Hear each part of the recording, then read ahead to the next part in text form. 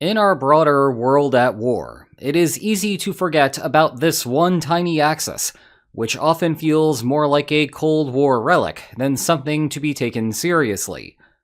But then you remember that it is the top target for a particular Trump administration official, plus it manages to pop up in the news every month or so. Indeed, not too long ago, we were discussing a Cuban tanker crisis. Today we move to something more serious. A Cuban Drone Dilemma. Yes, a report citing a U.S. intelligence official indicates that Russia and Iran have given more than 300 military drones to Cuba, with plans for further deliveries. The news raises the possibility that U.S. mainland targets could be under threat, and that, in turn, further underscores the possibility that the United States might make a second play in the Caribbean this year. But the real story here is far more complicated. So today, we will begin with a quick update on what has happened over the last couple of months in Cuba, because a lot has happened, but it has been buried under the bigger stories from Iran and Ukraine. Then I will describe what is in the report, and I'm going to pull no punches there, because the report omits critical information that is necessary to actually understand the real threat. Nonetheless, in the absence of better reporting on the subject, we will then discuss why Russia and Iran might pursue this strategy. The conversation there tends to drift towards scarce Patriot resources, but we will debunk that soon enough. Finally, we will conclude with a more general comment on the drone revolution.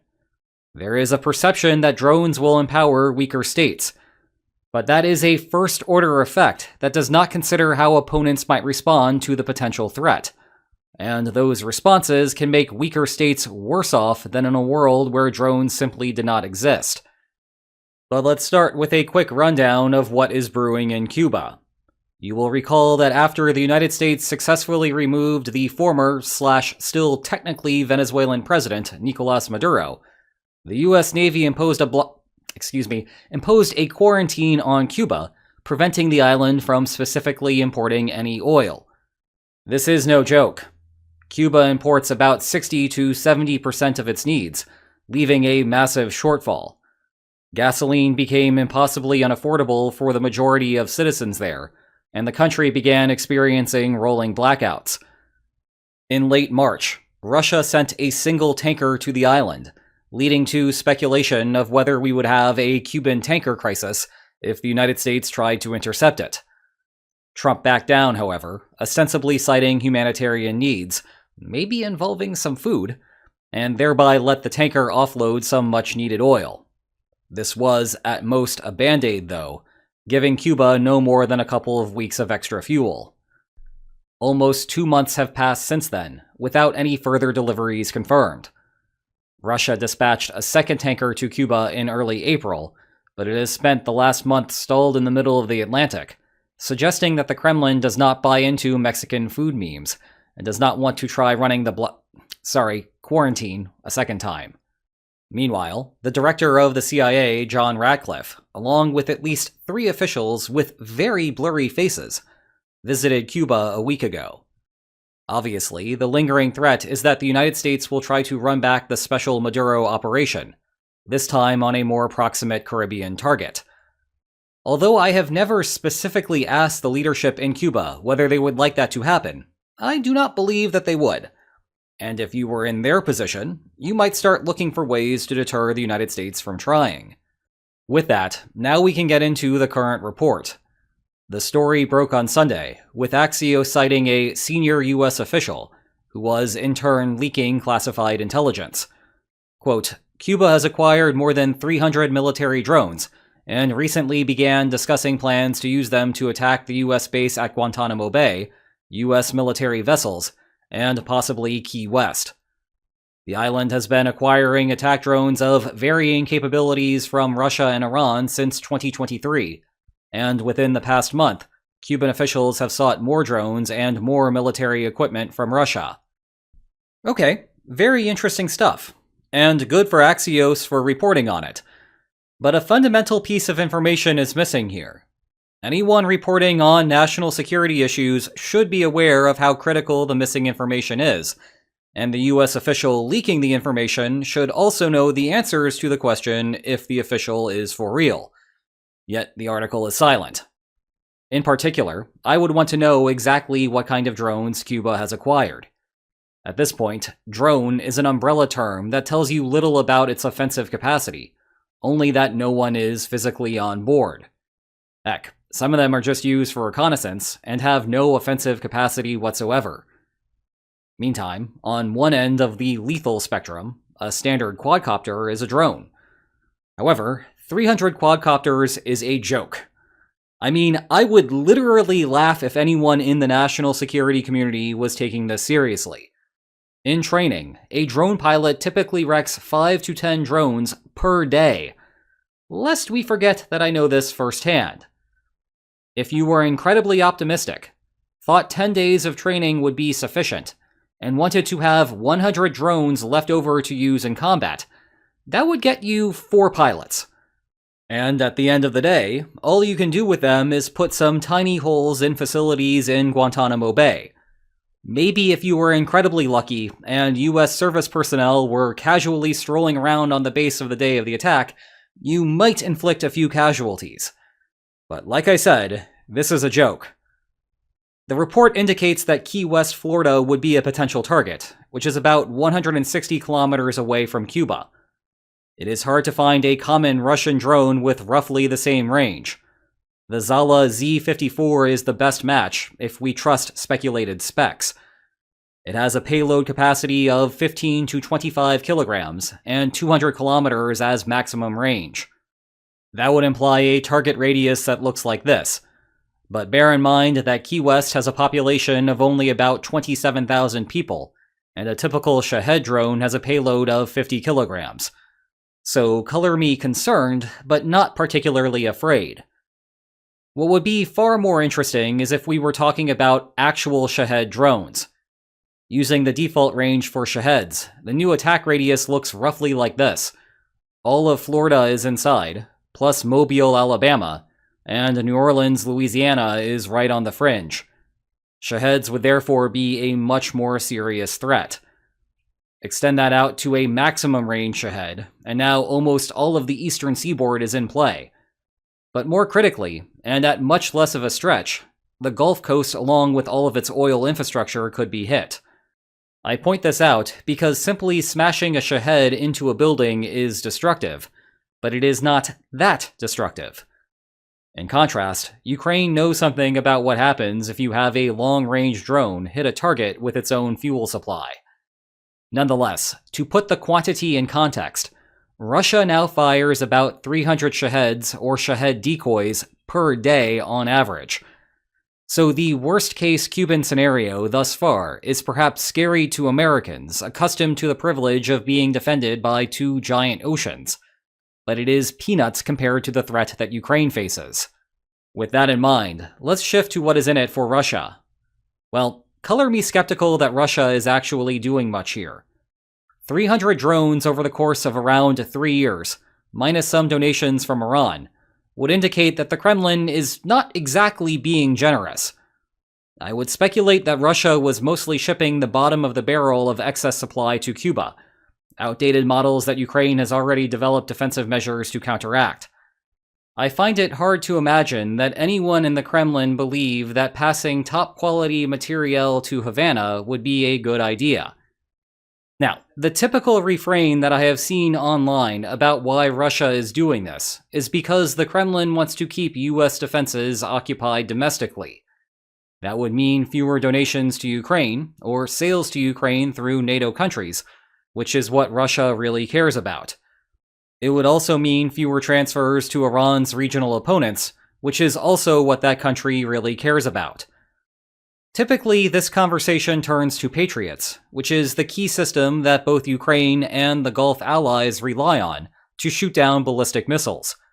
Unfortunately, the line of logic here is playing into the persistent false perception that Patriots are a primary means of drone defense. They never were.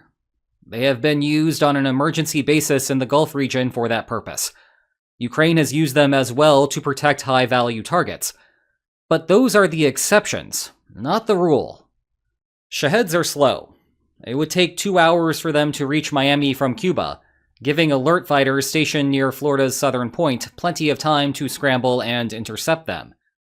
The idea of hitting Texas's Gulf Coast oil infrastructure is also silly. That could take 10 hours of Shahed flight time. If the US Air Force can do nothing but sit there and watch refineries be set ablaze, the US government might as well just close up shop then and there. Patriots aside, the possibility of a drone attack on US soil does force the military to keep assets stateside. That will have minor effects on US deployments elsewhere, but I suppose that it is something. In reality, at least for Russia, the goal here is to do the bare minimum to try propping up an ally in the region. If Cuba could destroy substantial US infrastructure in response to another special Maduro operation, then Washington would opt against the strategy. That is something that Russia would like, and so maybe it is worth the investment. Finally, let's discuss the notion that the drone revolution benefits smaller countries. Yes, on the surface, drones give smaller countries options that they did not have before. And yes, the deterrence function that I described a second ago would be helpful. It turns out that autocratic leaders would prefer it if the United States could not snap its fingers and remove them from power. If this were merely a question of weaker countries building Shahed-style drones and doing with them what they will, then the benefit would be unambiguous. The problem is that one does not simply build drones without upsetting status quo powers, and that encourages preventive action, costly war, and inefficient outcomes for everyone, at least under some circumstances. Now, on the same day that the Cuba story broke, I published a lecture on my secondary channel on arms control, as a part of the Introduction to International Relations playlist that I have over there. I do not want to rehash everything here, but the basic lesson from that lecture is now relevant. In short, building weapons creates inefficiencies just like a war does, and so bargained resolutions, in principle, should leave both parties better off. Essentially, opponents need to treat potential arms proliferators as though the weapons have already been built. By doing so, the potential arms proliferator has no reason to actually construct the weapons.